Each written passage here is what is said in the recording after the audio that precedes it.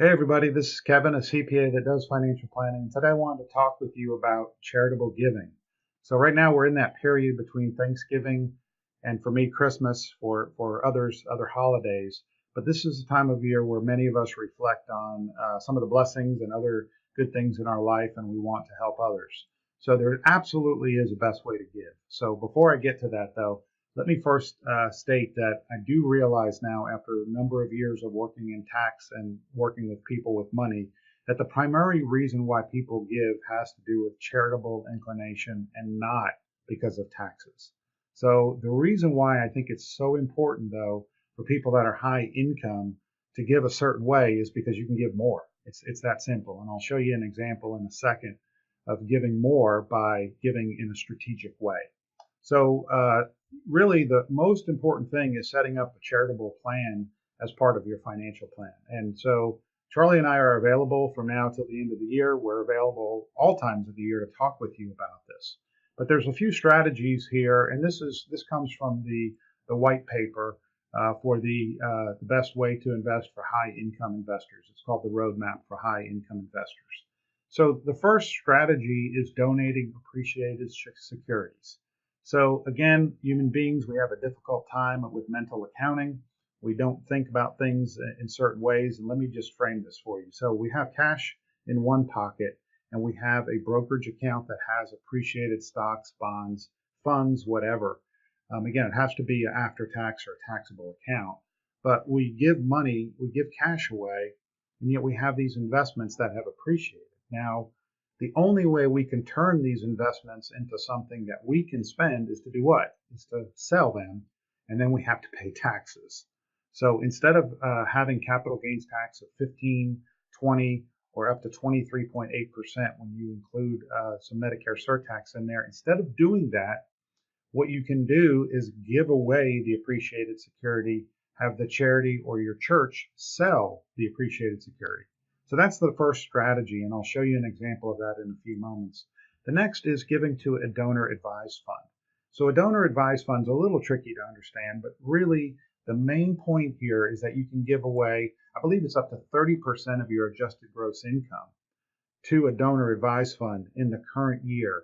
And then when the money's in the donor advised fund, okay, it's a Schwab Charitable or a Vanguard Charitable or a Fidelity Charitable, that money has been given away, but you've not actually given it to the third party charity yet. So you can take all the tax deduction in 2017, for example, and then you can have them give the money to the actual charities next year, year after, whenever you like. You can also grow that money. So a donor advised fund gives you a current deduction in the current year, but allows you to give the money away.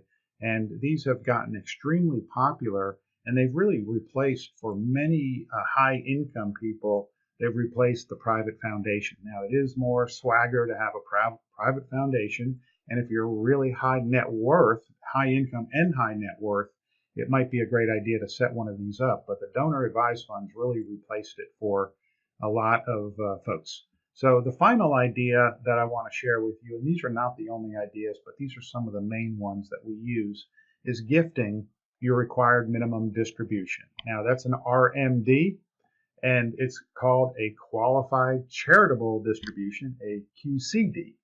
So instead of taking your RMD, if you don't need to use it in the current year, instead of taking it into your possession and paying tax on it, what you do is you just tell us, and we tell Charles Schwab what amount of money to send to you.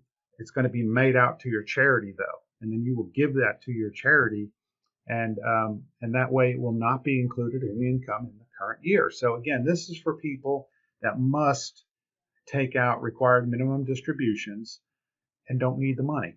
And so by doing this QCD, you can lower your income by that same amount. So let me give you the example now of how giving away intelligently allows you to give away more. Okay, so in the left hand here, what you do is you give away cash. Okay, right here, the $39.60, and all we're doing here is we're taking $10,000 and giving it away in cash, and we're pretending it's never this easy with tax, but we're pretending you're in the 39.6% tax bracket, so you're getting $3,960 off your taxes. Again, it's never this simple. We just made it simple.